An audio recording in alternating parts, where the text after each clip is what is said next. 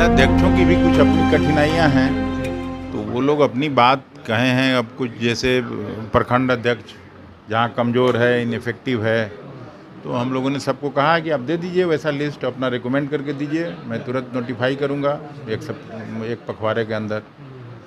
तो उनकी कुछ जो जेन्युइन कठिनाइयाँ हैं उसको दूर करेंगे, प्लस आगे का जो रोड मैप है विधानसभा चुनाव, बेसिकली उसके लिए, उसकी तैयारी के लिए हम लोग सब ये किए, हम लोगों ने सबको निर्देशित किया है कि पंचायत का संगठन मजबूत करिए, जो बीएलए है, बूथ लेवल एजेंट्स, वो बनाइए, बूथ कमेटी बनाइए, और वो उसमें ध्यान रखिए कि कांग्रेस का कमिटमेंट वाला साथी हो, सहयोगी हो, उसको आप बनाइए।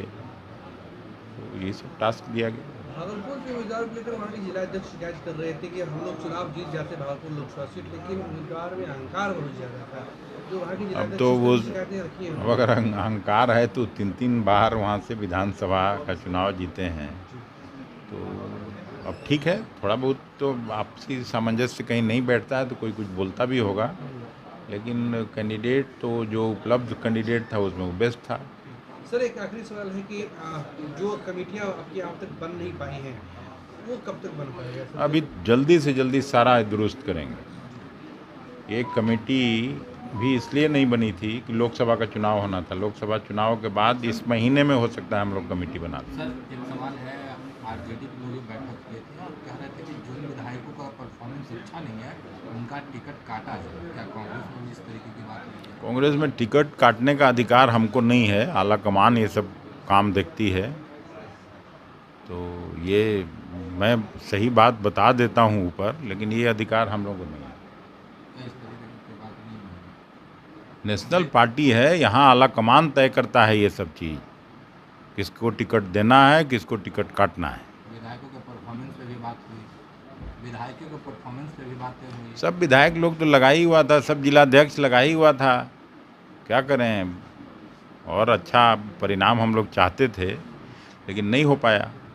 अब आगे उसको विधानसभा में ठीक करेंगे, लेकिन कांग्रेस का परफॉर्मेंस पहले से बेहतर हुआ है। लगभग 2% वोट बढ़ा हमारा, 10 लाख से ज़्यादा वोटों की बढ़ोतरी हुई 9 सीट पर। पिछली बार लड़े थे तो 30 लाख था, इस बार 40 लाख पार किया। तो ऐसा नहीं है, एक सीट जहाँ था वहाँ हम लोग 3 सीट पर पहुँचे हैं। तो कांग्रेस का परफॉर्मेंस और स्ट्राइक रेट पहले से बेहतर है। महाराजगंज के विधायक से कुछ नाराजगी है आपकी? महाराजगंज के मेरा किसी से नाराज़गी नहीं है, और नाराज़गी क्यों रहना चाहिए।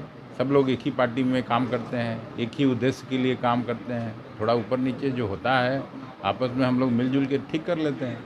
25 को लेकर के रोड मैप क्या है सर? 25 को लेकर के रोड तो उधर भी तिगुना करना है हमको, जैसे यहाँ तिगुना हुआ तो 19 एमएलए है तो 57 तक पहुँचाना है, कम से कम इसको तो बरकरार रखें।